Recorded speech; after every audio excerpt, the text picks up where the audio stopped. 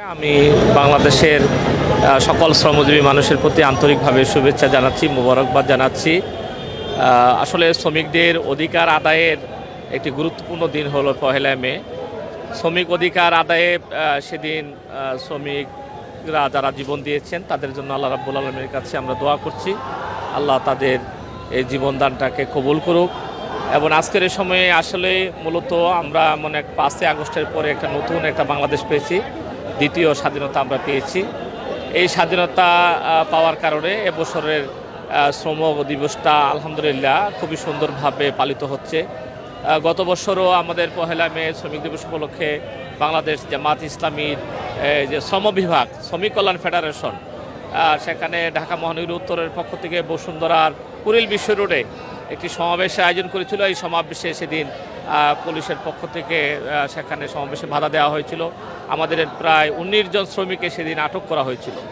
1 মে শ্রমিক দিবস শ্রমিকদের পক্ষে, মূলত অধিকারের পক্ষে শ্রমিকরা কথা বলবে, সেখানে তারা দাবি দাবা পেশ করবে, তারা সেখানে একটা সংহতি প্রকাশ করবে। এটা আসলে রাষ্ট্রের জন্য কোনো থ্রেট ছিল না, এটা সহায়কই ছিল। কিন্তু আমরা দেখেছি বিগত 15.5 বছর মূলত সেখানে আমাদেরকে কথা বলতে দেওয়া হয় নাই। শ্রমিকদের অধিকার নিয়ে সেখানে শ্রমিকদের কাছে যাওয়া, মালিকদের সাথে দর কষাকষিতে ভূমিকা রাখা, শ্রমিক মালিকের একসাথে যে সমন্বয়ে যে একটা সুন্দর একটি ব্যবস্থা, সেটা সহায়তা করে, সেই কাজটি আমরা করতে পারি নাই। আজকের এই শ্রমিক দিবসে বা শ্রমিক কল্যাণ ফেডারেশনের পক্ষ থেকে পল্টন মোড়ে সকাল 9টায় যে শ্রমিক সমাবেশের আয়োজন করা হয়েছে, এই সমাবেশে বিশ্ব ইসলামী আন্দোলনের অন্যতম নেতা বাংলাদেশ জামাত ইসলামীর আমির ডাক্তার শফিকুর রহমান এখানে বক্তব্য রাখবেন।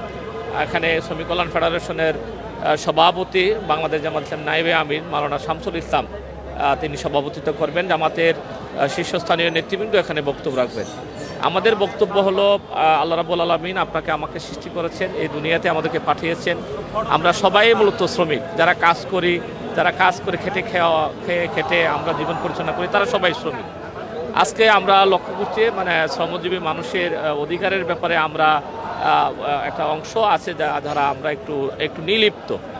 আমরা অধিকারের প্রশ্ন যখন আসে তখন আমরা সাইড কাটিয়ে যাই। আমরা আজকের সময়ে আমরা এই কথাটাই বলবো যে আজকে শ্রমিক অধিকারে আমরা দেখবো যে সব জায়গায় যে শ্রমিকরা আজকে লাঞ্ছিত, নির্গৃহীত, তাদেরকে সেখানে একটা আলাদা অনেক সময় জাতি মনে করা হয়ে থাকে। আসলে শ্রমিকরা আমারই ভাই, আমারই কেউ, আমার সহযোগী, আমার পাড়া প্রতিবেশী।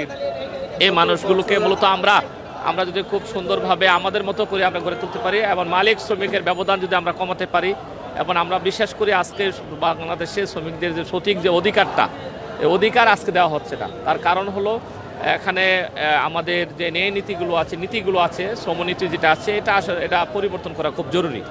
ইসলামী শ্রমনীতি যদি চালু হয়, ইসলামের আলোকে যদি এই ব্যবস্থাটা চালু হয়, শ্রমিকদের অধিকার একমাত্র সবচেয়ে বেশি দিয়েছে ইসলাম। আমরা বিশ্বাস করি মূলত শ্রমিক কল্যাণ ফেডারেশন ইসলামী শ্রমনীতি বাস্তবায়নের জন্য আজকে কাজ করছে। আর ইসলামী শ্রমনীতি যদি দেশে কায়েম হয়, আমরা শ্রমিকদের অধিকার আমরা ফিরে পাবে। শ্রমিকরা তার অধিকারের জায়গায় সেখানে মনে তারা কাজ করতে পারবে, খুশি মনে তারা কাজ করতে পারবে। আমরা সেই কাজটা আমরা নিশ্চিত করার জন্য চেষ্টা করছি। কত বছর পর বিনা বাধা এরকম প্রকাশ্যে আমরা তো সর্বশেষ 2011 সালের 19শে সেপ্টেম্বর এখানে দাঁড়িয়ে আমাদের সমাবেশ ছিল। এই সমাবেশ সেদিন তারা পণ্ড করে দিয়েছিল। আমাদের ভারপ্রাপ্ত সেক্রেটারি এটিএম আজহারুল ইসলাম সহ আমাদের অনেক নেতৃবৃন্দকে সেদিন তারা আটক করেছিলেন। আমরা যেখানে দাঁড়িয়ে আছি, নাইটিঙ্গেল মোড়, কাকরাইল, এই এলাকাটায় মূলত আমাদের উপর সেদিন আক্রমণ হয়েছিল। আমাদের প্রায় 450 নেতাকর্মী সেদিন গ্রেপ্তার হয়েছিল।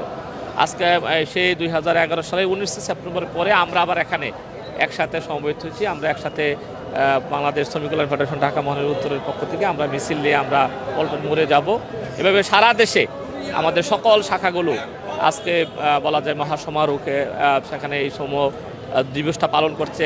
এখানে খাদ্য বিতরণ, এরপরে শ্রমিকদের সন্তানদেরকে শিক্ষা উপকরণ বিতরণ, এরপরে শ্রমিকদের মাঝে সেখানে আত্মকর্মসংস্থানের জন্য তাদেরকে রিক্সা, ভ্যান এবং বিতরণ করা, তাদেরকে স্বাবলম্বী করে ফেলা, তাদের স্ত্রীদেরকে সেখানে সেলাই মেশিন দেওয়া, তাদের পরিবার যাতে ভালোভাবে চলতে পারে, সুন্দরভাবে চলতে পারে, তাদেরকে সহযোগিতা করে, এই কাজটি আমরা আজকে করছি। এবার ফ্রি চিকিৎসা ক্যাম্পও সারা দেশে হচ্ছে।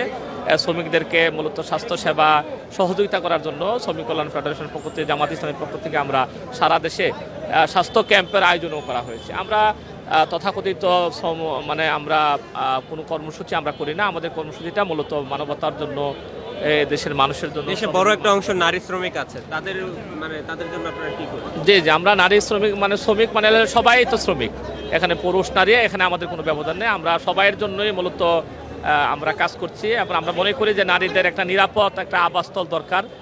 নিরাপদ নারীরা বেশিরভাগই আমরা দেখে খেয়াল করি যে নারী শ্রমিকরা যারা বিভিন্ন জায়গায় কাজ করে তারা নির্গৃহীত হয়, লাঞ্ছিত হয়, তারা বিভিন্ন ক্ষেত্রে বঞ্চিত হয়। এই ব্যবধানটা কমিয়ে আনা, মানে এটা থেকে তাদেরকে রক্ষা করার জন্য আমাদের অনেকগুলো কর্মসূচি, আমরা মোটিভেশনাল কর্মসূচি আছে এবং আমরা মালিকদের সাথে আমরা কথা বলি এবং আমরা সবার কাছে আহ্বান জানাই এই নারীদেরকে নিরাপদে তাদের কাজ করার সুযোগ তাদেরকে দিতে হবে। এবং নারীরা আমাদের বোন, আমাদের মা, আমাদেরকেও, এই জন্য আমরা তাদের জন্য আমরা সুন্দর একটি আবাসস্থল চাই। আমরা মনে করি যে ইসলামী সমুন্নতি যদি কায়েম হয়, বাস্তবায়ন হয়, তাহলে নারীরা তাদের সঠিক অধিকার পাবে এবং তাদের সম্মানের সাথে তাদের পেশায় তারা নিয়োজিত থাকতে পারবে। তাদের পরিবার এই পেশায় যারা আসে, শ্রমজীবী লাইনে যারা আসে, তাদের প্রয়োজনে তো তারা আসে, আসলে পরিবারের তাগিদে, পেটের তাগিদে মূলত এখানে আসে। এখানে যথাযথ তাদেরকে মর্যাদা দেওয়া হয় না, সম্মান দেওয়া হয় না। সেখানে তাদেরকে একটু নামমাত্র বেতন দেওয়া হয়। এই সময় এসে যদি 10,000 টাকা বেতন দেওয়া হয় একজন শ্রমিককে, তাহলে পরিবারটা তা কীভাবে চালাবে? এই জন্য কমপক্ষে ন্যূনতম একজন শ্রমিককে 20 থেকে 25,000 টাকা দেওয়া, এই কাজটি মূলত সকল মালিক পক্ষকে বিষয়টি বিবেচনা করা দরকার। আমরা আমাদের এই কাজটি মূলত মোটিভেশন চালাচ্ছি, আমরা প্রচারণা চালাচ্ছি, আমরা দাবি জানাচ্ছি। আমরা বিশ্বাস করি ইসলামী সমনীতি যদি বাস্তবায়ন হয় তাহলে অধিকারের যে বঞ্চিত মানুষের যে অধিকারগুলো আছে, বঞ্চিত মানুষগুলো তার অধিকার ফিরে পাবে। সকলকে ধন্যবাদ। আসসালামু আলাইকুম।